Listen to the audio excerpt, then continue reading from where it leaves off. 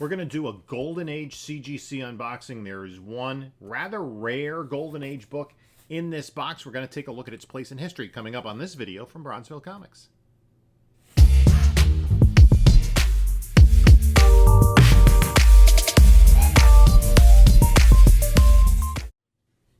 Hey there, comic book community. This is Jim from Bronzeville Comics coming to you with another video. In this one, I have a Golden Age book in this CGC box. I haven't opened it yet, and I don't know the grade. We're going to be surprised, hopefully pleasantly, or at least not disappointedly. While you're at it, hit us up on Instagram, Bronzeville_comics. Same on Whatnot. We're doing Whatnot sales Monday nights at 10 p.m. Eastern Time. Also, check out my eBay store down below. I don't know if this is going to be available or not, but we're going to take a look at it, and I am going to try to find my box cutter. So we're going to open up this box and see what's in here. Take a look at the book and the grade. Again, I don't know the grade, so I'm going to be surprised. I've been surprised before. I don't know if I had made note of what I thought the grade was. I did send this in to get cleaned and pressed. I can't necessarily remember the date that I sent it in. I'm trying to look through my CGC submission worksheet, and no, I don't think I made note of that. I thought it was kind of like in the 4 range. I'm trying not to get my hopes up too high, but let's take a look at the book. And hope for blue label. I had picked this up as part of a collection. So, it comes with the bubble wrap and all. We're going to take the bubble wrap out. The book is in the cardboard here in between with the rubber bands. So we'll put this to the side. And I see a blue label. So that is good news. And the book is... Here we go. Take it out of the bag so you can get a better look at it. Let the invoice fall.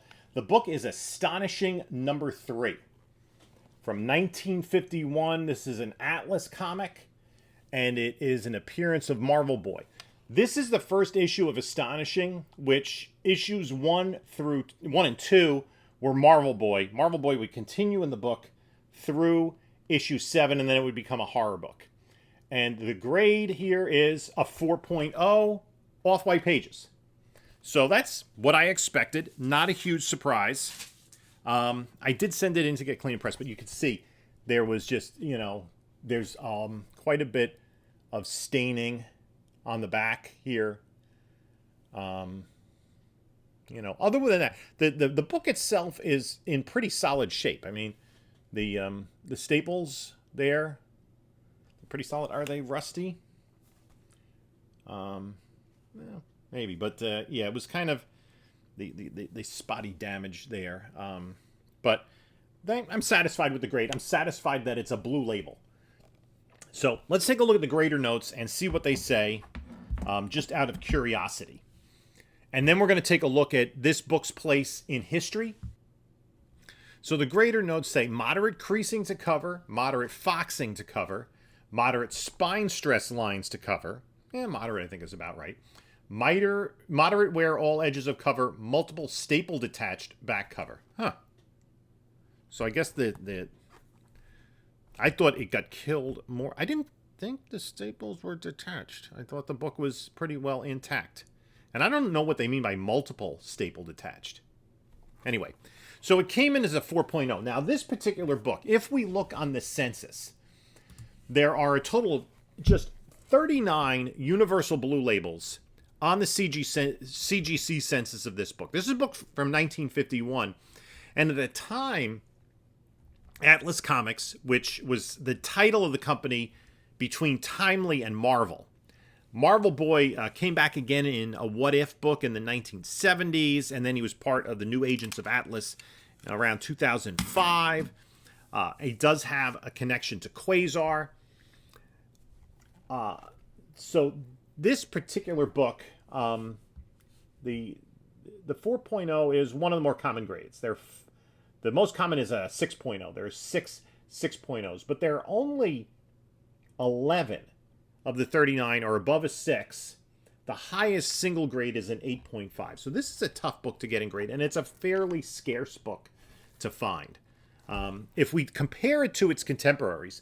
Now, as I was saying, Marvel at this point in time was kind of done with superheroes, but they did bring Marvel Boy back. This is 4 years before they had Black Knight and Yellow Claw as two titles that are sought after by collectors. The other title that is sought after that Atlas had at this time was Venus. And they had some of Millie the Model was one of the books, and they had some generic horror titles and westerns. So if we look at its contemporaries, as we said, there are 39 Universal Blue Labels on the census. Let's compare that to probably the most popular book of April of 1951 for collectors, which is Batman number 64, the second appearance of Killer Moth. His first appearance was in the previous issue. There are 91 Universal copies, so a little more than twice as many Batmans. Captain Marvel Adventures, which was nearing the end of its run, issue number 120, only has 11 Universal Blue Labels. And then EC Comics, Pre-Code Horror, just for comparison's sakes, books that aren't necessarily keys. Tales from the Crypt number 24 has 54 Universal copies, and Vault of Horror number 19 has 57. So this is, there are fewer CGC copies of Astonishing. Only 39 Universal Blue Labels. Venus, number 13, which was an April 1951 book, has 35 Universal Blue Labels. So that's just about as rare. And it's not a matter of significance, because if we look at the books before and after it, again, it was Marvel Boy for issues 1 and 2, and then it became Astonishing. Marvel Boy number 1 has 47 Universal Blue Labels. Number 2 has 41. This has 39. And Astonishing 4 has 43. All in the same neighborhood. So it's not as though Marvel Boy number 1 is a book that is more prevalent or is more submitted by collectors. They're all in the high 30s, low 40s range. So a pretty scarce book. What is the value? It's very difficult to determine. A 4.0... The last sale I can find on Heritage of a 4.5 last year was $840. A 3.5 from 2020 was $492. I don't really see 4.0s for this particular title, and there are very few you can find. I mean, you're going back in time. The Heritage does have some 7s and some 6s, a 5 from 2020. So let me know what you think about this book. It is a cool book to have. It's always kind of fun. I got this as part of a collection, and I thought it was worth submitting. I also was relatively happy with the turnaround times from CGC. I bought this collection. I can tell you when I bought the collection. I bought this collection at the end of December and probably submitted it just over 3 months ago with CCS doing cleaning and pressing, because I didn't really have the opportunity to send it to somebody else, and with just one book, and I wasn't yet really doing, I didn't want to clean and press a book from the 1951. So just over a 3-month turnaround time, which isn't bad for that level of book.